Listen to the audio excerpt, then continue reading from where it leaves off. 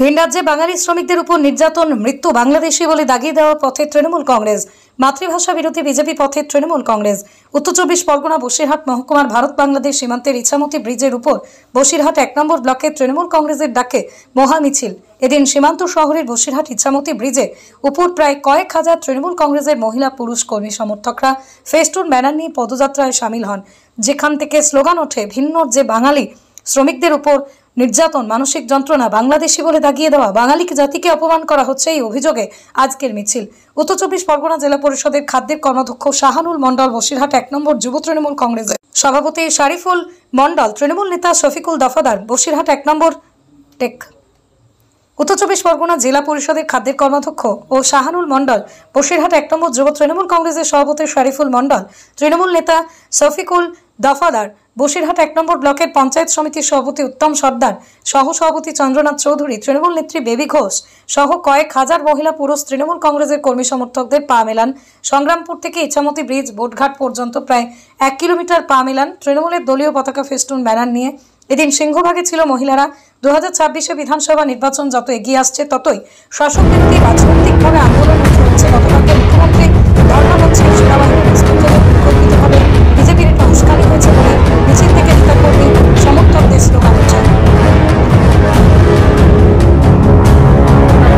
প্রতিবাদ মিছিল বাংলাভাষী যে অত্যাচার হচ্ছে, প্রতি রবিবার শনিবার আমাদের মাননীয় মুখ্যমন্ত্রী কলকাতায় যে মিটিংয়ের মঞ্চ ছিল, আমাদের সেনাবাহিনী ইচ্ছাকৃতভাবে আমাদের পুলিশ প্রশাসনকে না জানিয়ে, দলকে না জানিয়ে ইচ্ছা মতোভাবে সেটা খুলে দেওয়া হয়েছে।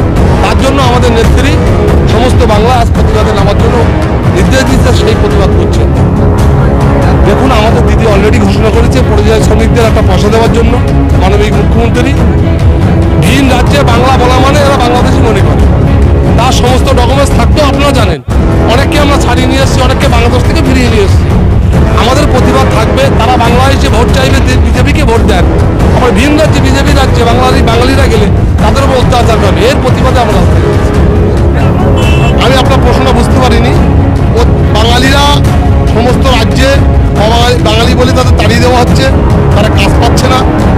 দিদি অলরেডি ঘোষণা করেছে তাদেরকে একটা খরচার টাকা দেওয়ার জন্য। আমাদের কাজ শুরু হয়ে গেছে। আমাদের বাংলায় এবং অবাঙালি প্রচুর আছে, কিন্তু আমরা মানবিক, আমরা ভারতবর্ষী, তারাও ভারতবর্ষী, আমরাও ভারতবর্ষী। আমরা যে উদারতা মন নিয়ে অবাঙালি প্রচুর আমাদের কলকাতা থেকে আছে, তাদের উপর আমরা অত্যাচার করি না। কিন্তু অন্য রাজ্যের মানুষদের তাদের উচিত, আমরা ভারতবর্ষী, কেউ বাঙালি, কেউ হিন্দিতে কথা বলে, কেউ ইংলিশে কথা বলে, কেউ উর্দুতে কথা বলে, একমাত্র দেখা উচিত কেন্দ্র সরকারকে যে তারা ভারতবাসী কিনা। এরা কেন্দ্র সরকারের ব্যর্থতা, কেন্দ্র সরকারের নোংরামো আমরা মানছি না।